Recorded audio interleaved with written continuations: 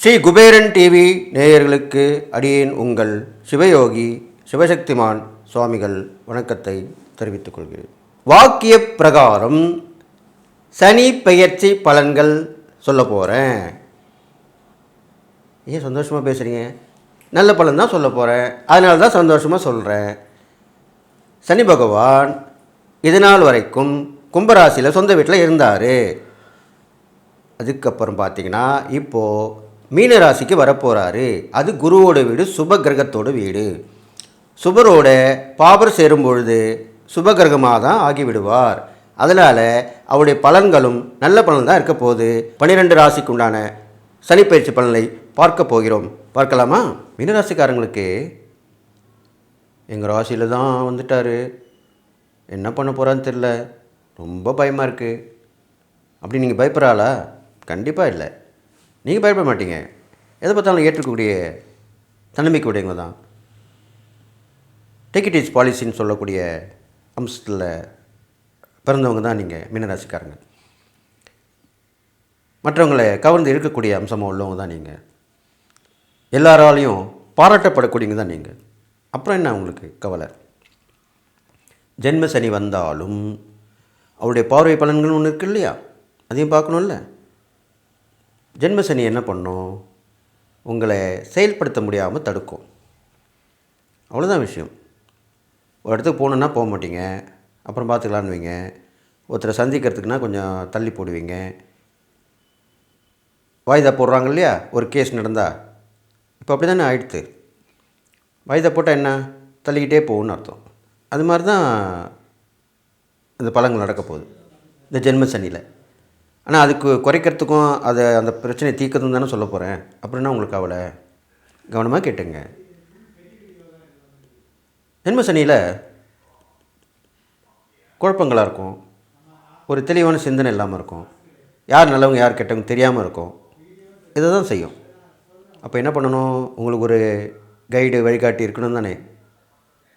உங்களுக்கு ஒரு குருவாக ஒருத்தர் இருக்கணும், ஒரு நட்பாக இருக்கலாம், உறவாக இருக்கலாம். அவங்கள வச்சுங்க இப்போ கூட. அவ்வளோதான். அவங்க காட்டுற பாதியில் போங்க.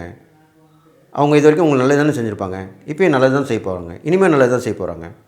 அப்போ அவங்கள பயன்படுத்திங்க அப்படின்னு தான் சொல்கிறேன். நீங்களாக எதுவும் செஞ்சு சுயமாக முடிவெடுக்காதீங்க. அதுக்கு தான் இப்படி சொல்கிறது.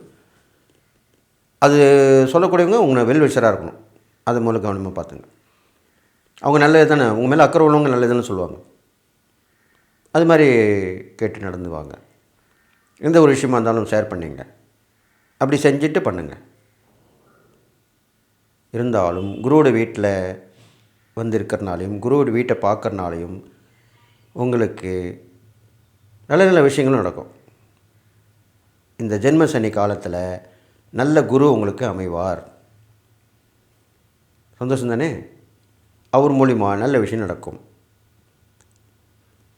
இல்லை என்றால் தெய்வ அவதாரங்களாக எடுத்து குருவாக இருந்து மறைந்த மகான்கள் வழிபட்டுவாங்க.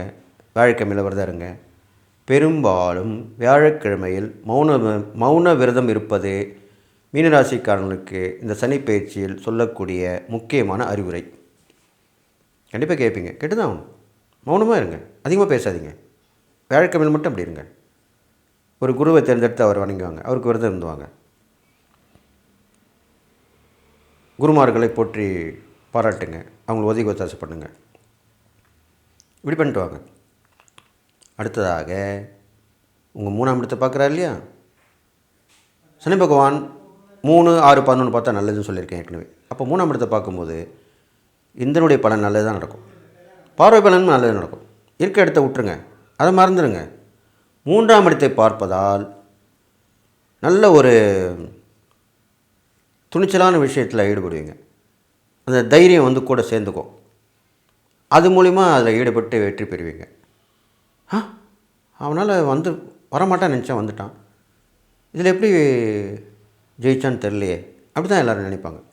அப்படி தான் வந்து நிற்க போகுது உங்களுக்கு. ஒரு முக்கியஸ்தராகவே அதுக்கப்புறம் ஆகிடுவீங்க. ஜெயிச்சதுக்கப்புறம் நிறைய பயணங்கள் ஏற்படும் உங்களுக்கு. அது மூலிமா நல்ல பலன்கள் நடக்கும். இருந்தாலும் ஆபத்து விபத்துன்னு சொல்கிறோம் இல்லையா, அதில் கொஞ்சம் கவனமாக இருக்கணும். வண்டி வாங்கல போகும்போதும் மிதமான வேகத்தில் போகணும், கவனமாக போகணும், கவனமாக வரணும், டிமாண்ட் பண்ணிட்டு வரணும். சகோதர சகோதர உறவு நல்ல உங்களுக்கு பலமாகவும் இருக்கும், பாலமாகவும் இருக்கும்.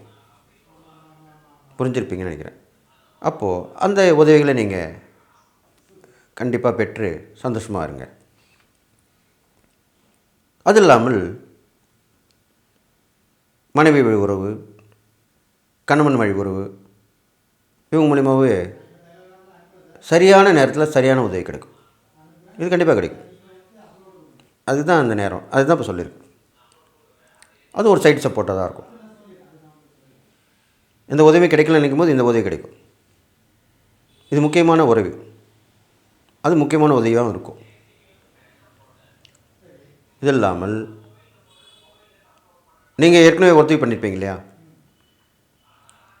இந்த 3ஆம் இடத்து பலனை நிறைய ஆராய்ச்சி பண்ணி பார்த்தாலே நிறைய விஷயங்கள் தெரியும். சகாயசானம் சொல்லுவாங்க. அப்போ நீங்கள் சகாயமாக ஏற்க உதவி பண்ணியிருப்பீங்க, அந்த உதவியால் உங்களுக்கு நல்லது நடக்கும். இப்போ அவங்க நல்லா இருப்பாங்க, நீங்கள் கஷ்டப்படுவீங்க. இப்போ ஏற்கனவே பண்ணியிருப்பீங்களா உதவி, அவங்க அதை பார்த்து கேள்விப்பட்டு உங்களுக்கு உதவி பண்ணிட்டு போயிடுவாங்க. அப்போது நல்ல விஷயம் தானே நடக்குது. அந்த உதவியால் உங்களுக்கு நன்மை நடக்கும். அதுக்கப்புறம் பார்த்தீங்கன்னா உங்கள் ராசிக்கு 7ஆம் இடத்தை பார்க்குறாரு இல்லையா, அப்போது 7ஆம் இடம்ன்றது கணவன் மனைவி உறவு தான். மனைவியால் கணவனுக்கும், கணவனால் மனைவிக்கும் சிறு சிறு பிரச்சனைகள் வந்து போகும். பெருசாக வராது, சின்சாக தான் வரும். அதில் பெருசாக ஆகுறதும் இருக்குது. அது எப்படி, நீங்கள் நடந்துக்கிற விதத்தை பொறுத்து இருக்குது. அது பெருசாக ஆக்காமல், ஊதி பெருசாக ஆக்காமல் இருக்கணும், அவ்வளோதான். அப்போது சிறுசான விஷயம் பெருசாக ஆகும்னு சொல்லியிருக்கேன். அப்போ நீங்கள் அதை அப்படியே விட்டுடணும், அவ்வளோதான். சின்ன சண்டை தான், எங்களுக்கு நாங்கள் பார்த்துக்குறோம், அப்படி போயிடணும். கணவனாக இருந்தால் இதை போய் மனைவியோட அப்பா அம்மாட்ட சொல்கிறது, மனைவியாக இருந்தால் கணவன் பண்ண தப்பை கணவனுடைய அப்பா அம்மாட்ட போய் சொல்கிறது, கோல் மூட்டுறது எல்லா இடத்துலையும் தான் இருக்குது. புருஷன் முன்னாடிக்குள்ளே நிறைய இருக்குது. அதனால தான் பிரச்சனை வருது. அப்போ கோல் மூட்டக்கூடாது. அவர் நல்லது செஞ்சுருப்பார்ல, அதை யோசனை பண்ணி பாருங்கள். இப்போ எதாவது தெரியாதனமாக நேரம் சரி எல்லாரும் பண்ணிட்டாரு, அதுக்காக நீங்கள் அவரை பற்றி குறை சொல்லுவீங்களா, கோல் சொல்லுவீங்களா? கூடவே கூடாது. இதே தான் நீங்கள் வேலை செய்கிற இடத்துலையும், தொழில் பண்ணுற இடத்துலையும், வியாபாரம் பண்ணுறதுலையும் நடந்துக்கணும். கோல் மூட்டாமல் இருக்க வேண்டும். அதுமாதிரி பண்ணிட்டு வந்தீங்கன்னா நல்லது நடக்கும். அடுத்ததாக பார்த்தீங்கன்னாக்கா உங்களுக்கு